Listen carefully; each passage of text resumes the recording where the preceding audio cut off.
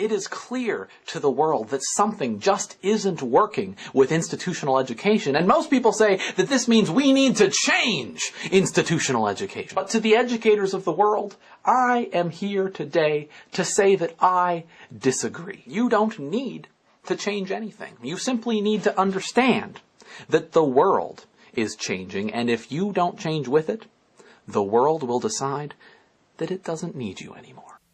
Pogo Bat does bear a stunning resemblance in demeanour to Glenn Beck. Is it capitalism that has failed here? Is it the greedy, evil corporations? Is it because there's no cap and trade, no health care, not enough social justice? Is it because of the Republicans? Or is it because of them Democrats? Or is it the fact that just like some of our new money doesn't say now, God is no longer trusted in America. Who in turn bears a stunning resemblance to the caricature of propaganda in The Voice of London, in the totalitarian state in V for Vendetta. Did you like that? USA, ulcered sphincter of our Serica. I mean, what else can you say? It was a country that had everything, absolutely everything. And now, 20 years later, is what? The world's biggest leper colony. Why? Godlessness. Let me say that again. Godlessness. It wasn't the war they started. It wasn't the plague they created. It was judgment. No one escapes their past. No one escapes judgment. You think he's not up there? You think he's not watching over this country? How else can you explain it? He tested us, but we came through. We did what we had to do. Islington, Enfield, I was there, I saw it all. Immigrants, Muslims, homosexuals, terrorists, disease-ridden degenerates. They had to go. Strength through unity. Unity through faith. I'm a God-fearing Englishman, and I'm goddamn proud of it. That's quite enough of that, thank you very much. Yeah, it's a bad start. But why should I care? Well, firstly, when someone gives advice that I dropped out of school because my schooling was getting in the way of my education, and that universities are just places where you learn to regurgitate facts, and gives that advice to a couple of 100,000 people or so, a few might actually act on that to the significant detriment of their lives. But wait, I hear you say, didn't Bill Gates drop out of school and become the richest man on the planet? Well, yes, but it's also true that people have jumped out of planes without parachutes, gotten to the ground faster than those with parachutes, and walked away relatively uninjured.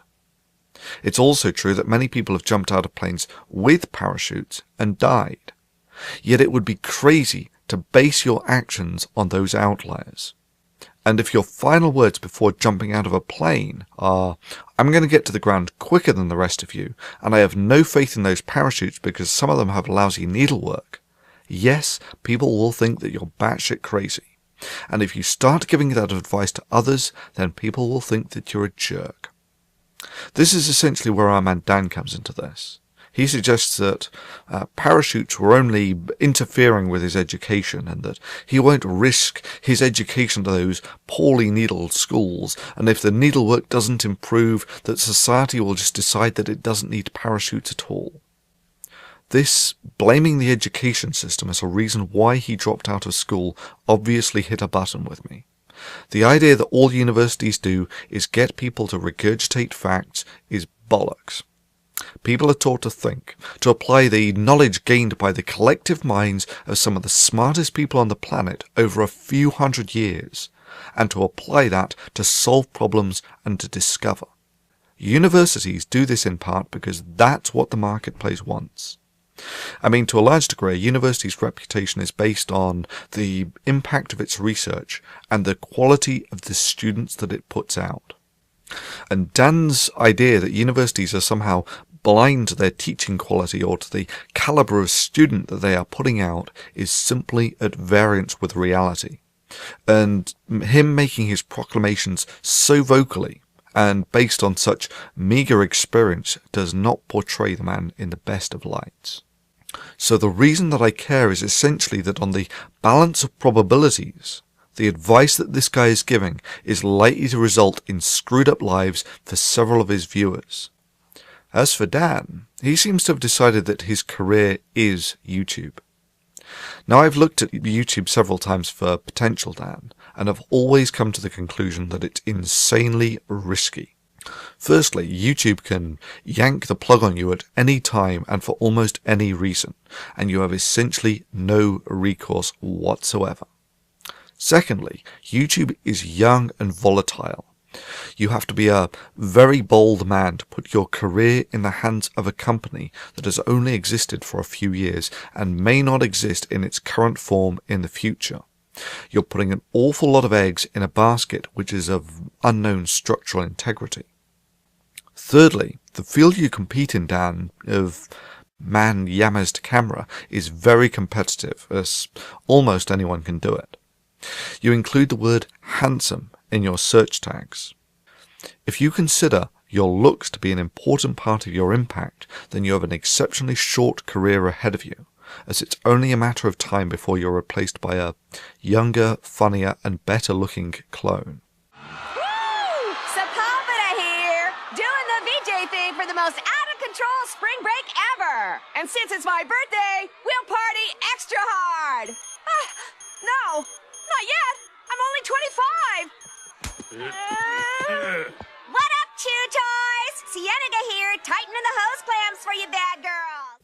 It's also likely that if it turns out that there is significant money in the pond, that bigger fish will sooner or later appear in the pond who can simply throw funding at the problem that you cannot compete with.